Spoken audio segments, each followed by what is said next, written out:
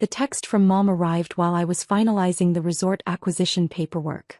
Diana, given recent events, we think it's best if you don't come to Villa Bella this summer. The family needs time to heal. Recent events. That's what they called me, exposing Uncle Robert's embezzlement from the family foundation. Apparently, stealing millions from charity was forgivable, but reporting it was an unforgivable breach of family loyalty. Ms. Reynolds. My lawyer Kate looked up from her stack of documents. The final purchase agreement for Bella Cove Resort is ready for your signature. I smiled, thinking of my family's precious Villa Bella, their luxury vacation home nestled in Bella Cove Resort's most exclusive section. The villa they'd banned me from. The villa that, in about 10 minutes, would technically be my property. How long until the transfer is complete? I asked, signing the papers with flourish.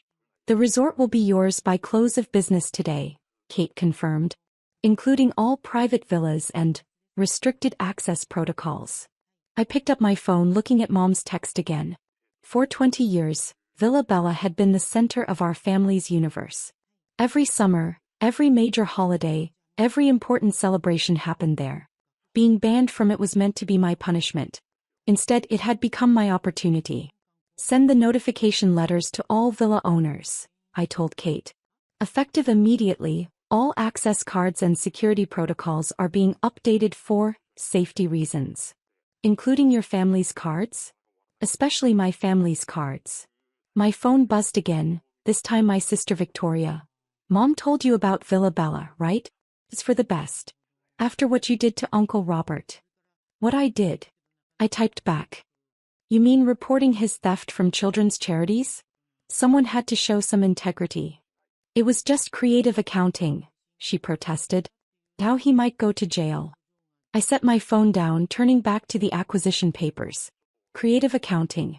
That's what they called stealing from sick kids. But I was the villain for exposing it. Ms. Reynolds. My assistant appeared with a tablet. The resort staff is ready for the ownership transition announcement.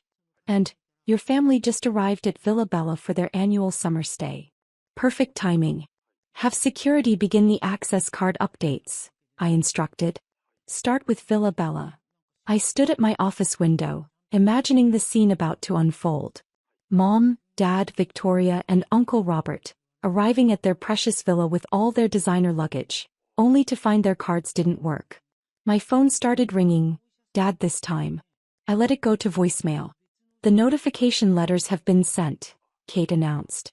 They should receive them within the hour. I nodded, picking up my bag. Have my jet ready. I think it's time I paid a visit to Bella Cove Resort. To see your family? She asked. No, I smiled. To see my property.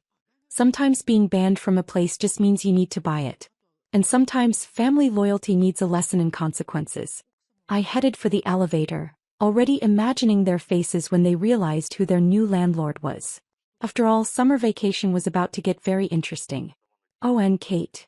I called back. Make sure Uncle Robert's notification letter includes a reminder about the resort's zero-tolerance policy for financial fraud. It was time to show them exactly what happened when they chose the wrong side of integrity. And exactly who they'd underestimated. The scene at Bella Cove Resort was exactly as I'd imagined. My family stood in the lobby, surrounded by their Louis Vuitton luggage, while the newly informed staff tried to explain the situation. What do you mean our cards don't work?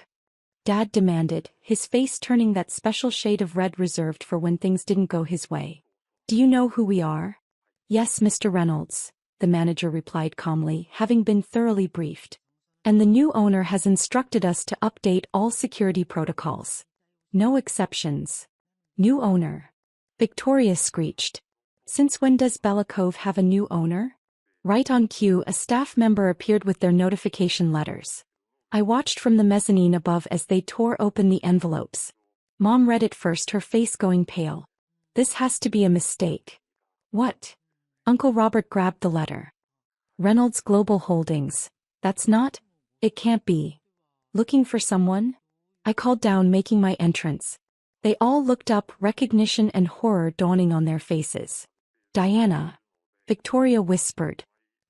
You bought the resort? All of it, I confirmed, descending the grand staircase. Every villa, Every amenity, every square inch. Including your precious Villa Bella. Dad stepped forward, attempting his businessman swagger. Now see here, young lady. No, you see here, I cut him off. This is my resort now. And I have some new policies to implement. I nodded to the manager, who distributed another set of documents. These are the updated villa ownership agreements, I explained. You'll find the terms have changed significantly. For instance, there's now a strict ethical conduct clause. Any resident found engaging in financial fraud, I looked pointedly at Uncle Robert, will face immediate eviction. You can't do this. Mom protested. Villa Bella has been in our family for 20 years. And now it's in my part of the family, I smiled. The part you banned for having actual morals. My phone buzzed, probably Victoria's husband calling to complain. He'd been Uncle Robert's accomplice in the charity scheme, though they didn't know I had proof of that yet. Your access cards will be reactivated once you sign the new agreements, I continued. Assuming you pass the background checks. Background checks. Uncle Robert went pale. For villa owners? Standard procedure, I said innocently. We wouldn't want any criminals in our exclusive resort, would we? Victoria stepped forward, trying a different approach. Diana, sweetie, let's discuss this as a family. Like you discussed banning me? I raised an eyebrow. Or like you discussed covering up Uncle Robert's theft. The manager appeared with more papers. Ms. Reynolds, the villa reassignment documents are ready. Reassignment. Dad's voice cracked. What reassignment? Oh, didn't I mention? I smiled. Villa Bella is being converted into a residence for children from the charities Uncle Robert stole from. They'll get to enjoy luxury vacations while their families receive proper medical care. The lobby fell silent. Even Victoria couldn't argue against that without looking horrible. Your belongings will be moved to a standard suite, I continued. Assuming you want to stay. Though the rates have changed significantly. I handed them a new price list. Mom actually gasped. This is highway robbery. Dad exploded. No, Dad. Highway robbery is stealing from sick children. This is just business. My phone buzzed again, this time with news that would make this even better. Oh, and Uncle Robert? I turned to him. The FBI agents waiting outside would like a word. Something about charity fraud. He stumbled backward, looking for exits. Don't bother, I said calmly. I own all those too. Sometimes karma needs a luxury resort to make its point. And sometimes family loyalty belongs with the victims, not the perpetrators.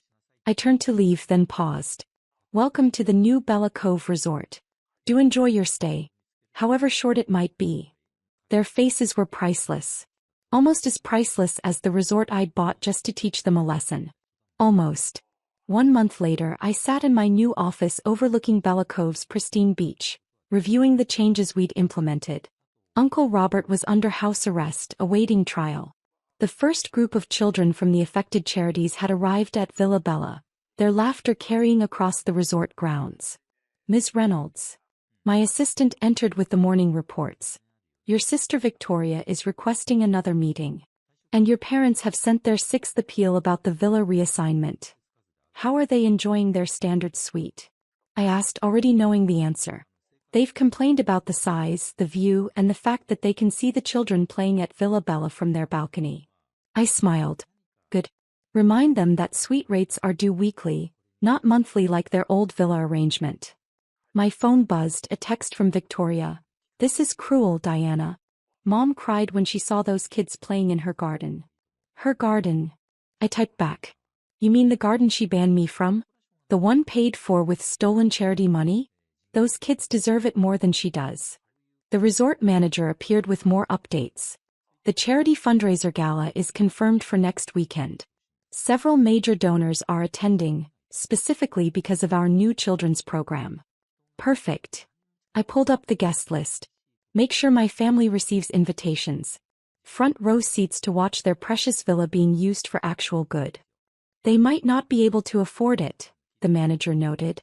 The new suite rates have stretched their budget. Funny how that works, I mused. Almost like karma charging rent. My phone rang. Dad trying again. This time I answered. Diana, he started, his voice lacking its usual authority. We need to talk about this situation. Which situation, Dad? The one where you banned me for exposing fraud? Or the one where I turned your summer playground into a children's charity center? We can make a deal, he offered.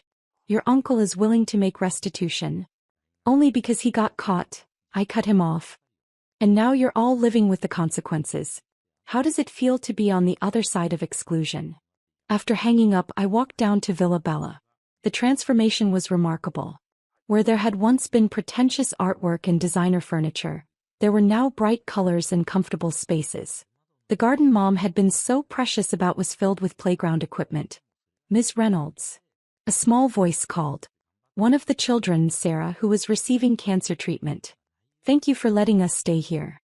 I knelt down to her level. This is your home now, Sarah. For as long as you need it. From the corner of my eye, I could see my family watching from their suite balcony. Victoria was filming with her phone, probably trying to gather evidence for another appeal. Send them the weekly bill, I told my assistant. And add a note about our new policy. All suite payments will be donated directly to the Children's Medical Fund. Your mother's been trying to access the spa, she added. Her old membership has been transferred to the children's caregivers, I finished. They deserve the relaxation more. Looking out over my resort, my weapon of karmic justice, I watched as decades of family privilege transformed into something meaningful. The private beach now hosted therapy sessions. The exclusive restaurants served meals to medical staff and families. My phone buzzed one last time, a message from the FBI. They'd found more evidence in Uncle Robert's files. Victoria's husband was now under investigation too. Send an eviction notice to Victoria's suite, I instructed my assistant. Cite the ethical conduct clause. And have security ready when they arrive to deliver her husband's arrest warrant. Sometimes revenge isn't just about taking something away. It's about turning it into everything they fought against. I walked back to my office, passing the new sign at the resort entrance. Bella Cove Children's Hope Center, where luxury meets love. Below it in smaller letters, funded by the Reynolds family fortune whether they like it or not. The Grand Plaza Hotel stood exactly as I remembered it, 40 stories of luxury and legacy, where my family had celebrated every major occasion for 3 generations. Tonight was no different. My father's 60th birthday, a milestone celebration that would bring together the entire Harrison clan. I adjusted my simple black dress, not designer but elegant enough, and took a deep breath. 3 years had passed since I'd walked away from the family business, refusing to sell my small boutique hotel to Harrison Hotels. 3 years of being the family failure, the disappointment, the cautionary tale. Good evening, miss, the doorman said, not recognizing me. Why would he? The last time I was here I'd been Isabella Harrison, heir apparent. Now I was just Bella, the black sheep who dared to dream differently. The ballroom was already packed with Chicago's elite. Crystal chandeliers sparkled overhead, their light catching on diamond necklaces and gold watches. My cousin Marcus spotted me first, nearly choking on his champagne. Well, look who dared to show up, he sneered. The prodigal daughter returns. I ignored him, scanning the room. Mom was holding court near the window, probably discussing her latest charity gala. My brother James stood with Dad near the stage, both in matching tuxedos, the perfect picture of Harrison Hotel's future. Isabella. My mother's voice cut through the crowd. I didn't expect you to come. It's Dad's birthday, I said simply. She looked me over, noting the lack of designer labels. Yes, well, try not to cause a scene. Your father's in an excellent mood. Harrison Hotels just acquired the legacy chain in Europe. I bit back a smile, thinking of the documents sitting in my office across town. If only they knew. Congratulations, I murmured. Bella. My sister Catherine kissed my cheek, her diamonds probably worth more than my first hotel's annual revenue, or so she thought. Still playing innkeeper with that little boutique of yours? Something like that, I said, accepting a glass of champagne from a passing waiter. Ladies and gentlemen. Dad's voice boomed through the ballroom. Thank you all for coming tonight. The crowd gathered around as he took the stage, every inch the successful hotel magnate. James stood proudly at his side while Mom beamed from the front row. 60 years, Dad continued, and Harrison Hotels has never been stronger. Today we're not just celebrating my birthday, but also our largest acquisition to date. Applause filled the room. I stayed in the back sipping my champagne. But first, his voice hardened slightly, a family matter to address. The room quieted. I felt eyes turn toward me. 3 years ago, someone chose to break from family tradition, to reject our legacy, to pursue a smaller path. His eyes found mine in the crowd. Tonight, I want to make something clear. Harrison Hotels has no room for those who don't share our vision of excellence. My hand tightened around the champagne glass. Therefore, he continued, as of tonight, we're officially removing Isabella from the Harrison Trust Fund and all family business interests. We don't associate with failures. The silence was deafening. Catherine smirked while James looked anywhere but at me. Mom simply nodded as if this was both expected and deserved. Just then my phone buzzed. The message made me smile. Global acquisition complete. Aurora Hotels now owns 51% of Harrison Hotels' European properties. I looked up at my father, still standing proudly on stage, completely unaware that while he was busy disowning me, I'd just become his biggest competitor. The hotel manager, Mr. Phillips, rushed past me toward the stage, his face pale. He was clutching a tablet, probably displaying the same news I'd just received. But before he could reach Dad, he did a double take, finally recognizing me. "Ms. Harrison," he exclaimed, loud enough for nearby guests to hear. "I didn't realize. Your hotel chain's expansion is brilliant. The Aurora Hotels portfolio is extraordinary." The champagne glass in Mom's hand slipped, shattering on the marble floor. Sometimes timing really is everything. The silence that followed Mr. Phillips' outburst was delicious. Dad froze mid-sentence on stage, his triumphant smile faltering. James frantically pulled out his phone, probably checking the breaking news alerts. Catherine's perfectly maintained facade cracked as she whispered urgently to her husband, a banking executive who was already looking at me with newfound interest. "Aurora Hotels?" Mom finally managed, her voice weak. "But that's the company that's been acquiring luxury properties across Europe. 36 properties in the last 2 years, I confirmed, taking another sip of champagne. Plus that charming little boutique hotel you all laughed at. You know, my failure that started it all." Mr. Phillips was still standing there, tablet in hand, looking between me and my father with growing discomfort. "Sir, I tried to tell you, the European acquisition. What about our European acquisition?" Dad demanded, stepping down from the stage. "It's been superseded," I said quietly. "Aurora Hotels now holds controlling interest in the legacy chain. Which means we also control the Harrison properties that were part of the merger agreement." The ballroom erupted in whispers. Chicago's elite loved nothing more than family drama, and this was better than any soap opera. "Impossible," James stepped forward. "We've been working on that deal for months. Every detail was confidential." I smiled, thinking of all those family dinners I'd missed, all those calls I'd ignored. They thought I was hiding in shame when really I was building an empire. "You know what your biggest mistake was?" I set down my glass.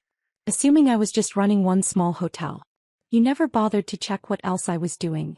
Dad's face had turned an alarming shade of red. "How dare you? This is my birthday party."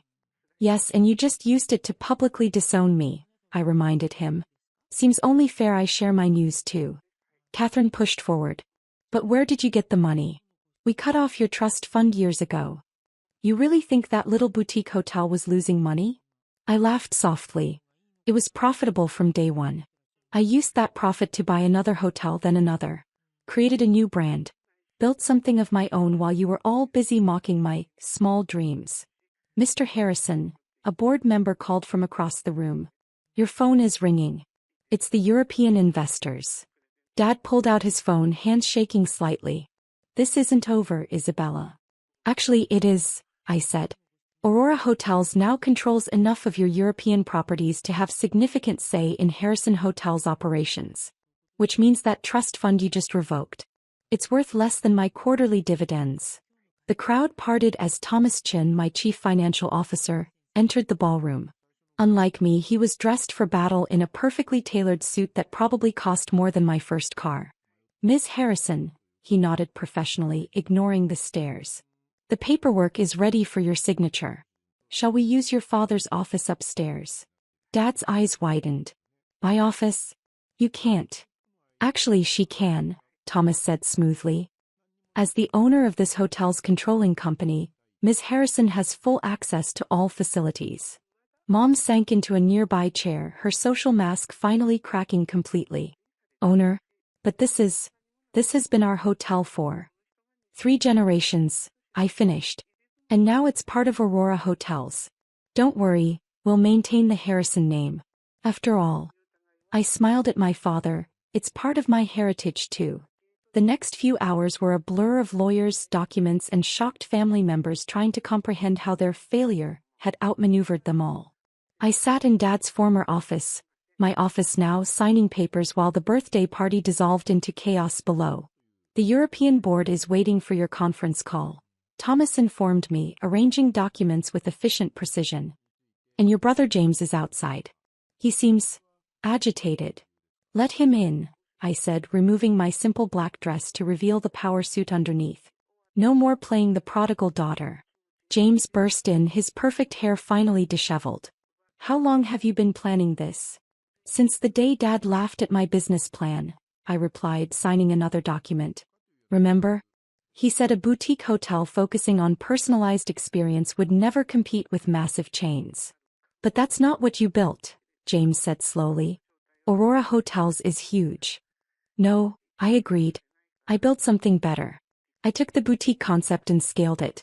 Every property in our portfolio maintains that personal touch while operating at luxury scale. Something Harrison Hotels never figured out. Dad's furious, he slumped into a chair. He's talking about fighting this in court. He'll lose, Thomas stated flatly. We've spent 3 years making sure every acquisition was legally bulletproof. A knock at the door interrupted us. Mom entered, looking older than I'd ever seen her. Isabella, your father would like to speak with you. Board meeting in 10 minutes, I reminded Thomas, who nodded and left with the papers. Send Dad in. He walked in like a man attending his own funeral rather than his birthday party. Gone was the commanding presence, the arrogant surety that had dominated my childhood. How much? He asked without preamble. Excuse me. How much to buy back what's ours? I leaned back in his former chair, my chair now. You still don't get it, do you? This isn't about money. It's about vision. Harrison Hotels stopped innovating years ago. You were so busy maintaining tradition that you missed where the industry was heading. And you know better?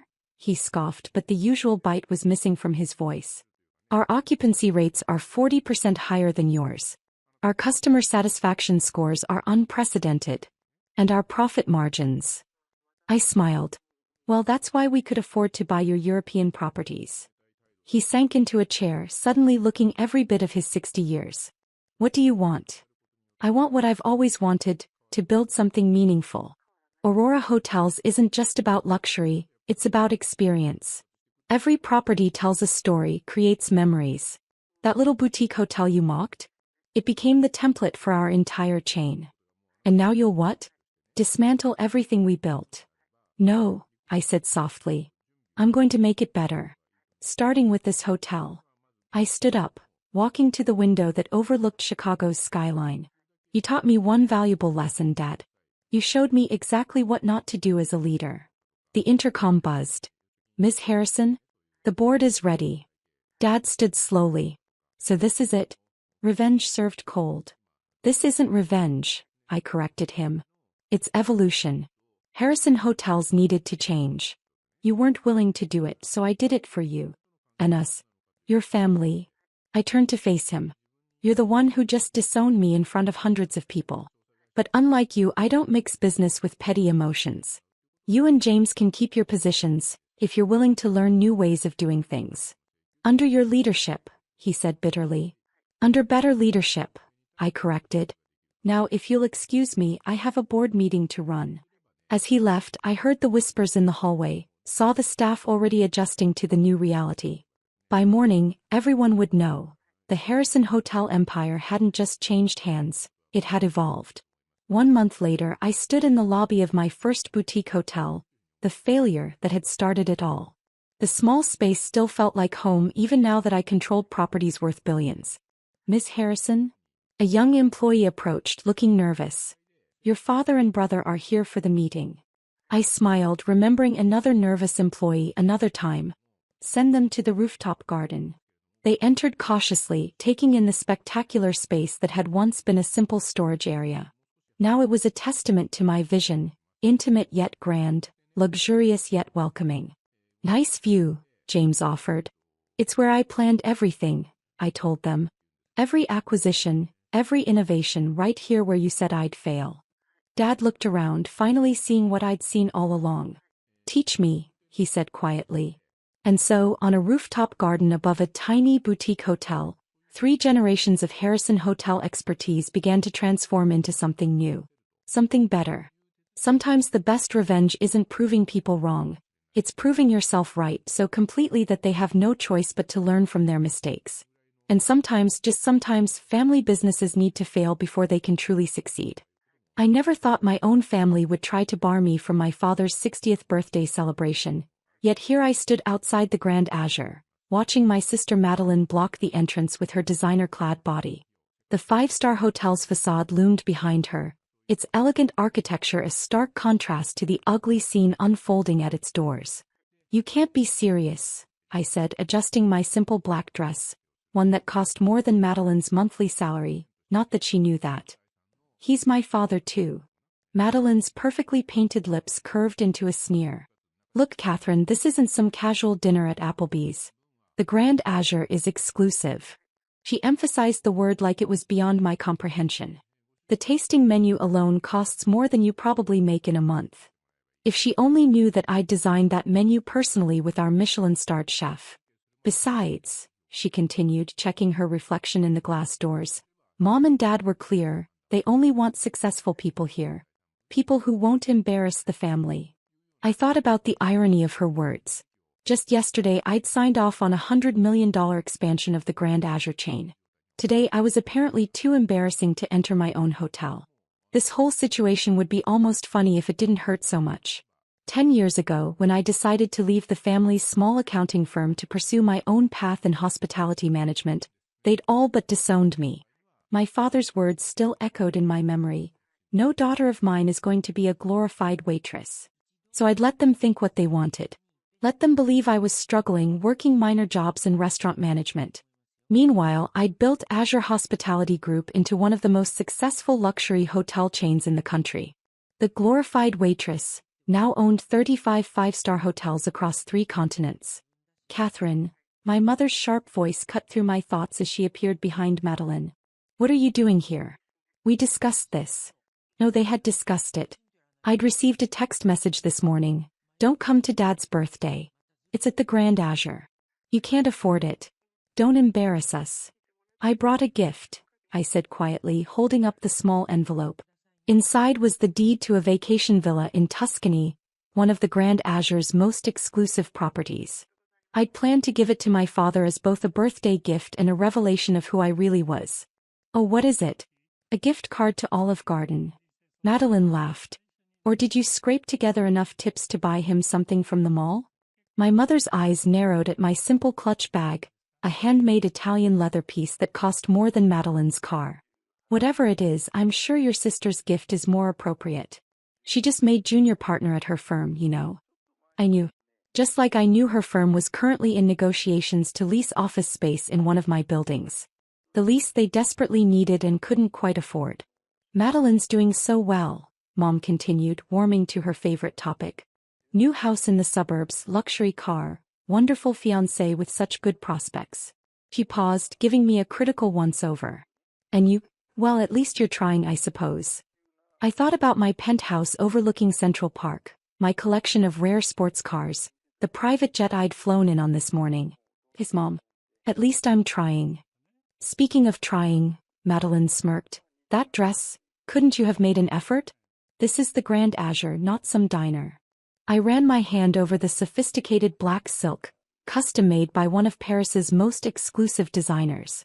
The same designer who had refused to make anything for Madeline last month. Not that she needed to know that connection. It's what I could manage, I said mildly. Well, you can't come in, Madeline declared. We reserved the entire VIP floor. It's for family and distinguished guests only. The VIP floor. My VIP floor. The one I'd personally redesigned last year, down to selecting every piece of artwork and crystal chandelier. The distinguished guests being? I asked, genuinely curious about who they'd invited.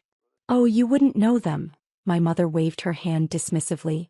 The Andersons, they own that successful law firm. The Blackwoods' old money, you know. And Mr. Harrison from the bank. All very important people. I suppressed a smile. Thomas Anderson leased 3 of my properties. The Blackwoods had recently begged for a membership at my most exclusive resort. And Mr. Harrison? His bank was currently seeking a major loan from my investment group. Right, I said. Very important people. Exactly, Madeline said, clearly pleased I understood my place. So you see why you can't be here. What would people think if they knew Dad's failure of a daughter was serving their drinks? Madeline, our mother chided softly, though her eyes showed approval. Be nice. Catherine made her choices. If she'd stayed with the family firm like you did, things would be different.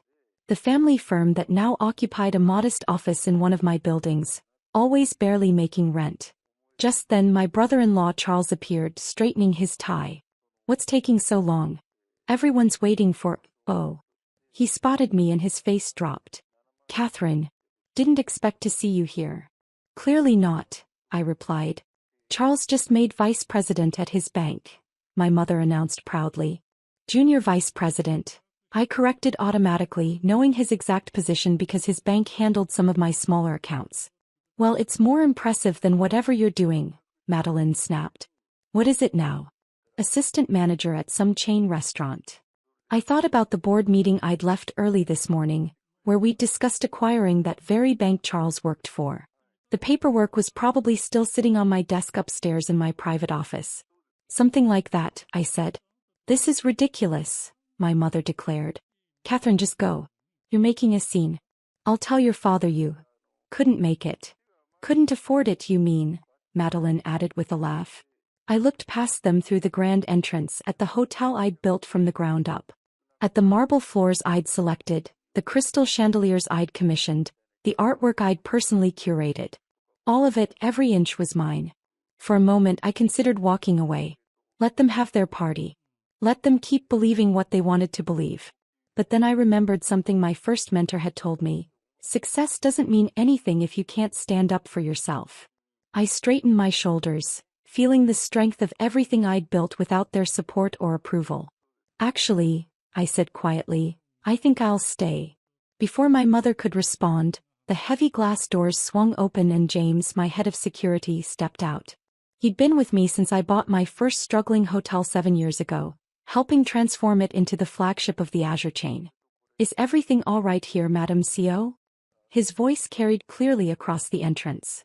Your usual table is ready, and Chef Michel held the menu tasting for your approval. The silence that followed was deafening. Madeline's mouth fell open, her perfectly applied lipstick suddenly garish against her pale face.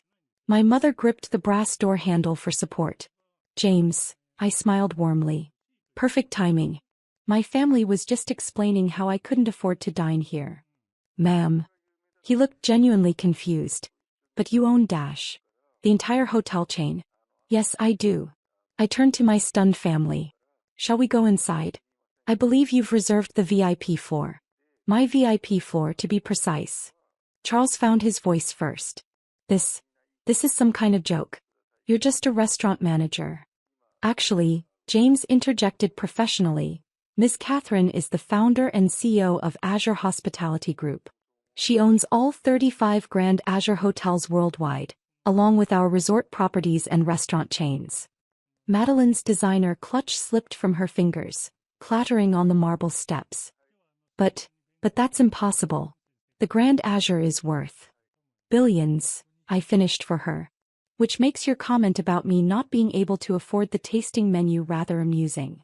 I stepped past them into my hotel's lobby, where the staff immediately straightened to attention. Good evening, Miss Catherine, my front desk manager called out. The executive suite is prepared for your father's birthday celebration. Thank you, Sarah. I turned back to my family, still frozen in the doorway. Coming. They followed me in silence, looking around as if seeing the hotel for the first time. Every staff member we passed greeted me by name, each showing the genuine respect I'd earned through years of hands-on leadership. But your dress. My mother finally managed, staring at my simple, black dress with new eyes. Custom made in Paris. Around $30,000, I believe. I have a terrible habit of not checking price tags anymore. I led them to the private elevator, the one that required a special key I pulled from my clutch. Unlike Madeline's dress, which I believe is a knockoff, the real Valentino collection hasn't been released yet. I know because I attended the private showing last month. The elevator doors opened directly into the VIP lounge, where my father's birthday celebration was in full swing. The room fell silent as we entered. Catherine, my father stood up from his place at the head table, his face a mix of shock and confusion. What are you doing here? Your mother said you couldn't afford it. I finished, walking over to him. Happy birthday, Dad. I hope you don't mind that I'm crashing the party. In my own hotel. Your hotel. Mr. Harrison from the bank stepped forward, his face breaking into a relieved smile. Miss Catherine, I had no idea you were related to James Thompson. We've been trying to secure a meeting with you for months about that loan. Catherine owns the Grand Azure? Thomas Anderson joined in. My God, James, your daughter is the mysterious CEO who's been buying up prime real estate across the city. My father sank back into his chair, the color draining from his face. All this time, when we thought you were just a glorified waitress? I raised an eyebrow. Your words, I believe. From the day I left the family firm to pursue my dreams in hospitality. But why didn't you tell us? My mother demanded, still clutching her pearls like a lifeline. Would you have believed me? I asked quietly. You didn't believe in me 10 years ago when I needed your support. Why would I share my success with people who only measure worth by the size of someone's bank account? I paused. Though by that metric I suppose I'm worth more than everyone in this room combined. Madeline collapsed into a nearby chair, her face ashen. The villa in the south of France I tried to rent last summer. The one that was mysteriously unavailable. Mine, I confirmed. Just like the office building your firm is struggling to lease, Charles. And the resort membership you've been waitlisted for, Mother. Catherine, my father started, his voice unsteady. We. Save it. I held up my hand. I didn't reveal this to hurt you, though you've hurt me plenty over the years. I did it because I'm tired of hiding my success to spare your pride. I turned to address the room. Please enjoy the party. Everything is on the house, my house. I started to walk away, then paused. Oh, and Dad? That envelope Madeline wouldn't let me give you? It's the deed to a villa in Tuscany. One of my most exclusive properties. Consider it a birthday gift from your failure of a daughter. The next hour was surreal. People who had ignored me at previous family gatherings suddenly wanted to discuss business opportunities. The Blackwoods practically begged for that resort membership. Mr. Harrison cornered me about his bank's loan application. Through it all, my family sat in stunned silence. Madeline's fiancé disappeared after learning her guaranteed future partnership at her firm depended on a lease she couldn't afford in my building. Charles kept making calls, presumably to update his resume. My mother alternated between crying and trying to explain to other guests that she'd always believed in her daughter's potential. As the evening wound down, I found my father alone on the terrace, staring out at the city lights. Those buildings, he pointed to the skyline. How many do you own? Enough, I replied, standing beside him. The family firm's building included. He nodded slowly. I was wrong about you, Catherine. So terribly wrong. Yes, I agreed. You were. Can you ever forgive us? I considered his question, thinking about all the years of dismissal and condescension. Forgiveness isn't the issue, Dad. Respect is. You never respected my choices or believed in my abilities. You only respect success after it's proven. And now. I smiled slightly. Now you can tell people your daughter owns the Grand Azure. That should satisfy your need for impressive dinner party conversation. I left him there, heading to my private office on the top floor. Tomorrow the family dynamic would shift dramatically. Madeline would no longer be the golden child. My mother would frantically rewrite history to claim she'd always supported me. Charles and his bank would probably face acquisition.